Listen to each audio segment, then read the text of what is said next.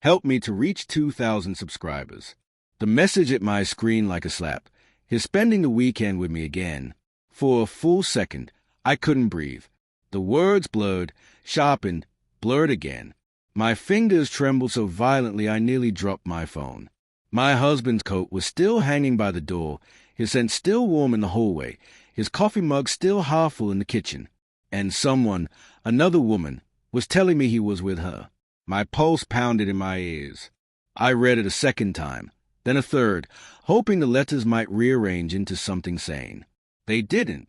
19 years of marriage collapsed into one silent, airless moment. I felt the tile floor steadying me as if I might fall straight through it.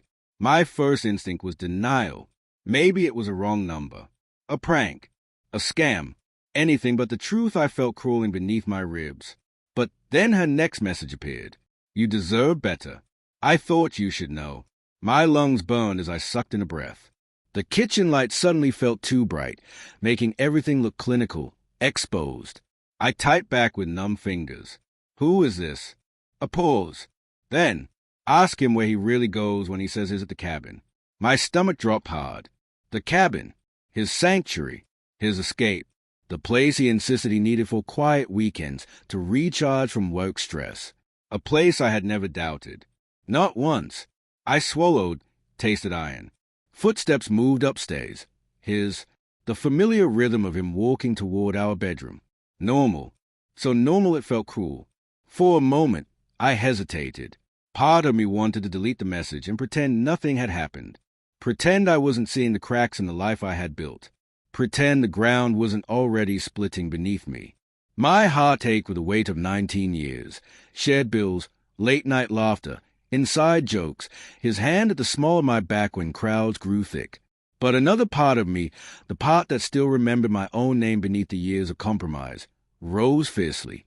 I went upstairs. He was standing by the dresser, folding his shirt. He smiled when he saw me. The same soft smile that used to warm me. Tonight, it chilled me to the bone. You're home early, he said.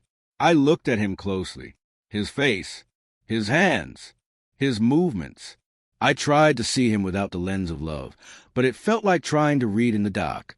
I got a message. I said quietly. His hand stilled. Barely. But enough. What message? I handed him the phone. His eyes flicked across the screen. His jaw tightened. She's lying, he said. A simple sentence. Too simple. Too rehearsed. Who is she? I asked. He didn't answer. His silence was a small, sharp blade. She mentioned the cabin. His gaze snapped to mine. You're overreacting. The old me, the loyal, trusting, accommodating me, would have stepped back, would have soothed things, would have doubted herself first. Tonight, that version of me felt like a stranger. Tell me the truth, I whispered. For a moment, pain flickered across his face. Real pain. Guilt. Shame. Something like fear. Then he exhaled heavily and sat on the edge of the bed as if his bones had given up. It's not what you think, he began. What is it, then? He rubbed his face. It started years ago, before we drifted, before everything got heavy. She was someone I talked to, someone who listened. It wasn't supposed to become more. My breath hitched, so it did become more. Yes. My chest tightened so much it hurt. Not just from the confession, but from how quietly he said it, as if this admission was something tender, something mournful.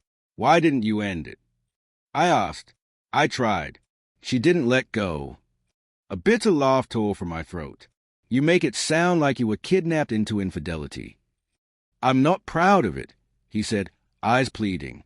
But I didn't want to lose you. Then why did you keep choosing her? He had no answer. Silence expanded between us, thick and suffocating. Every memory we shared felt suddenly tainted. Every anniversary, every promise. Every night he held me while telling me I was the only one. My eyes burned as I stared at the man I once thought I knew better than myself. I felt heartbreak, anger, disbelief, guilt for not seeing it sooner, love that betrayed me, denial that begged me to rewind time, and a violent shattering of trust that left me trembling. Finally, I straightened my spine. I'm done, I said. His eyes widened. Wait, we can work on this. No, I said calmly. You spent your weekends choosing someone else. Tonight, I choose myself. I walked downstairs with steady steps, though my heart felt like broken glass shifting inside my chest. When I reached the door, I paused. I wasn't leaving my home. He was leaving the life he'd broken. By the time he came downstairs, suitcase in hand, I had already locked away the part of me that once revolved around him. He stopped at the threshold. Is this really it? He whispered. It has to be. He nodded, eyes wet, and walked into the night. When the door closed, the silence that followed was not empty. It was freeing, painful, but freeing. I took a long breath. My heart was cracked and bruised, but still beating, still mine. For the first time in years, I felt the faint, fragile beginnings of peace.